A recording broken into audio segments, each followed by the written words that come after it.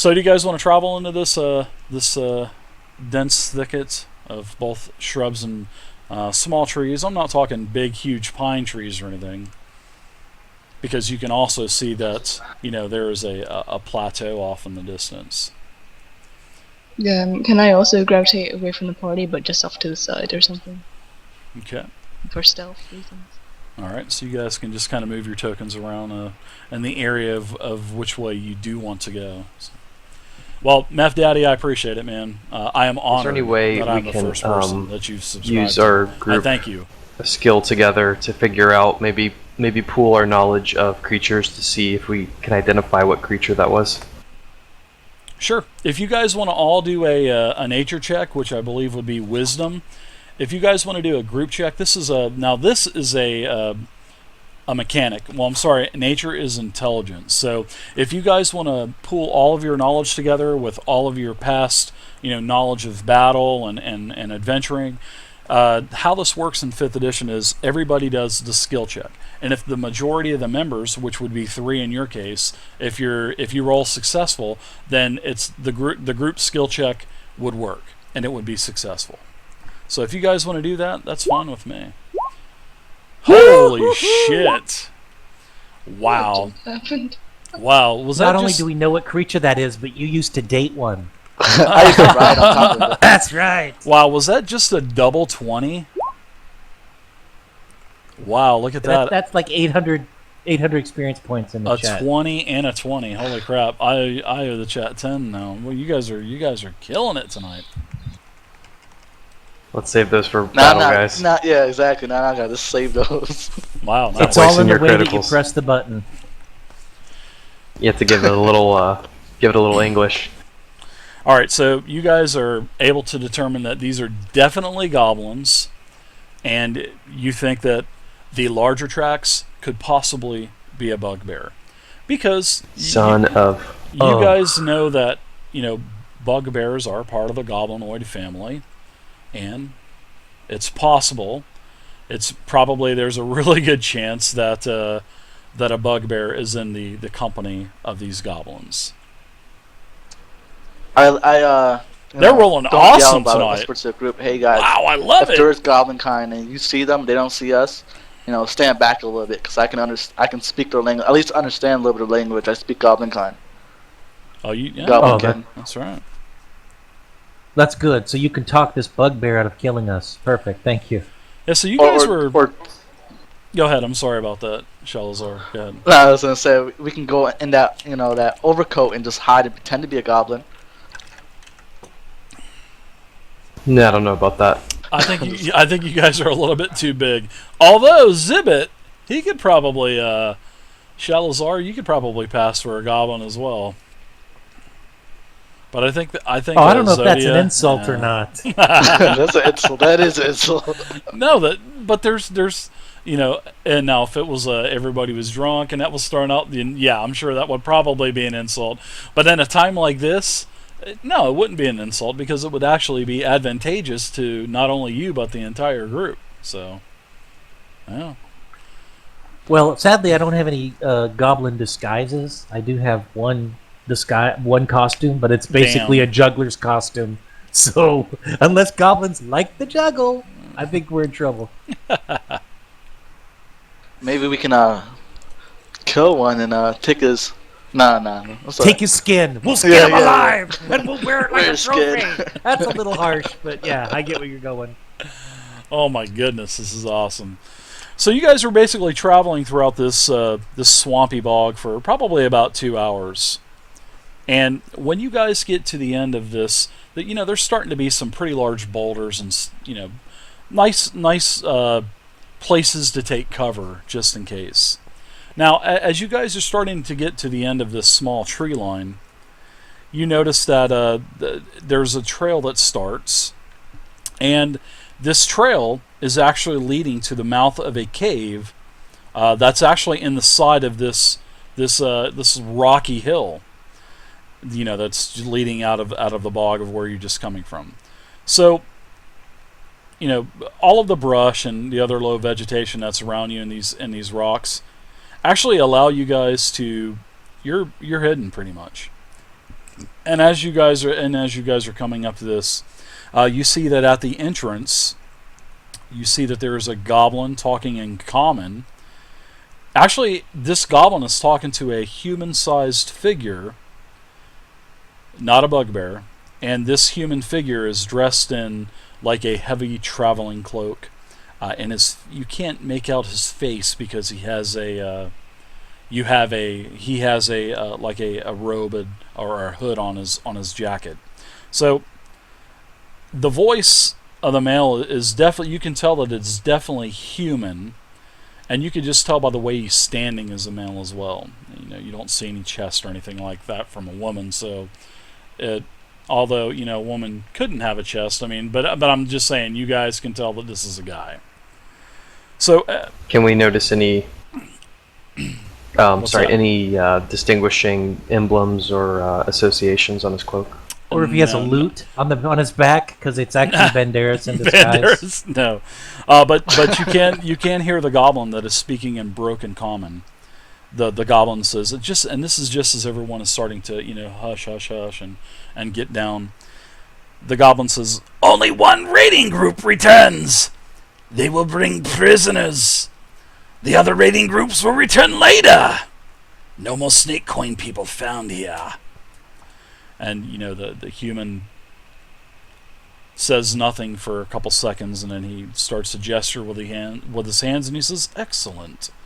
Tell Goronk that my friends and I will pay lots of coin and give lots of gifts for all of the dragon artifacts that you can find.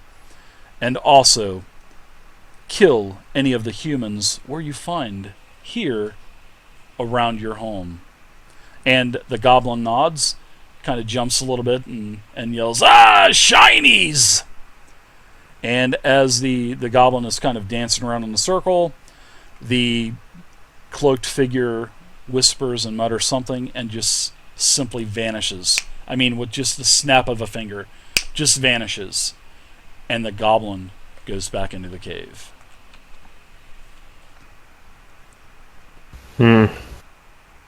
I'd like to turn to the group and suggest that we take that goblin alive if possible to find out who that cloaked figure was. How far deep do you think that where he went in? Can we see how far it looks like? Is it like a cave? You're probably about 30 to 40 feet away from the cave. So, but the goblin has actually walked into the cave, and when the goblin walks in, it's not lit inside, so that basically the goblin disappears into the shadow as he walks deeper into the cave. So, Zoda, I'm kind of with you, because let's not make a move right away. I don't know if that guy teleported. I don't know if he just went invisible. We should give it a little while and see what happens. Yeah, and he might know where our stolen, our dragon's egg is, the one we were supposed to get. Do you guys want to wait till nightfall? No, I don't think so, because it sounded like there's another group coming in pretty soon. If we don't keep it going and get in there, I'm afraid instead of going across, 8 goblins, we'll have 100. Yeah, we should watch our back. Also, would Rain generally know that goblins are nocturnal, or is that not what she knows? What, the goblins? No, they're not nocturnal. No, they don't have any problems at all. If you're asking, do they just live underground? No, they don't.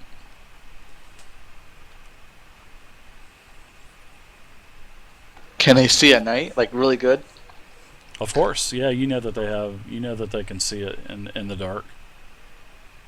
Especially, the half orc would know that for sure. So. Hey, even I have dark vision. Well, I say, let's follow him in, see if we can get him alone and question him. Let's do it. Yeah, we're gonna keep the same following order, Dave, so we don't get ambushed or anything on the sides. Okay, that sounds like a good thing. So let's go ahead and you guys want to head into the entrance of the cave. Actually, I need to go AFK. I'm like bursting at the seams here. I need a bio. So let's take like a 10-minute break, and okay. We'll be back in like about 10 minutes or so. All right. Okay. Sounds good. Thanks. Great RP, guys. I really I appreciated that. So I want all of you to have 1 point of inspiration. So yeah, baby. Yeah. Woo! Yeah, I Gonna use really that to smooth things over with the bartender. Yeah, I really enjoyed the way that you guys handled all of that, and I like how all of the the impromptu Banderas conversation and the conversation at the bar with the halfling and with Fiona. So yeah, everybody can have a point of inspiration, and you guys can use that. How you use inspiration is basically you just tell me you want to use your inspiration, and before you roll. And tell me that before you roll, because that's going to allow you to have advantage on the roll that you want to roll. So it can be an attack roll, it can be a saving throw, it can be a skill check, it can be an ability check, whatever you want. Just let me know that you're going to cash in your inspiration. So, but I'll put some inspiration tokens up on your little scrolls up there to let you know that you have it. So, all right. So I'm going to go ahead and go AFK. I'll be back in like about 10-12 minutes. So be right back. Okay. Okay. Thanks, Dave. Great game. Don't guys. say RP in front of Dave. He has to really use the bathroom. I love it. Oh yeah, yeah. Be right back. All right, guys. So this is our halfway point. Awesome game so far. I'm really having a good time. Really having a blast with this. Great RP. I wanted to give everyone a point of inspiration, which I think is I think it's definitely well deserved in my opinion. So yeah.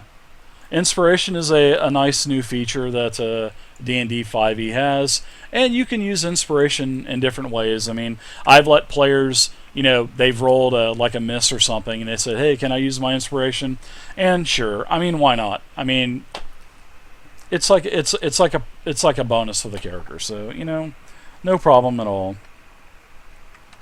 So I have action point tokens. So yeah, they're not true. They don't say inspiration. I need to get one that says inspiration. And in fact, I think I'm going to take this, and I'm probably going to go ahead and modify that with my paint.net and actually make one that says inspiration. I think that's going to be perfect.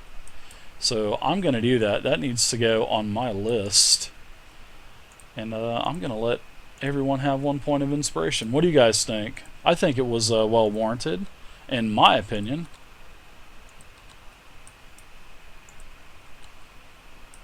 So I need to add Will up there. So I didn't have time to add Will, which is Garfunkel. But Will will be added as well. Okay, guys, I'm going to go ahead and go... Hello. So is everyone back? Yeah, Yes, sir. Want to count off? No. Is We're Wisdom all back? here.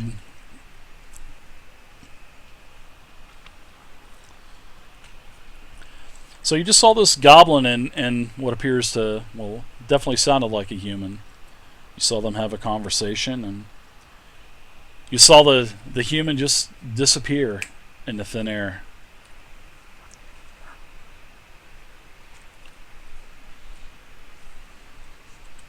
So our next step, where we took position, we waited a little while to make sure that the coast was clear, and now we're heading towards the mouth of the cave. Our goal is to stealthily go to the cave and take a look around. And what we ultimately want to do is we want to try to capture this goblin and learn a little bit more about this guy. Okay. So you guys get up to the mouth of the cave. You can see that basically the passage is lit up to about 10 foot, 15 foot into the cave, and then it goes into pure darkness. And you can see just enough inside the cave. And I'm gonna switch you guys over to a new map.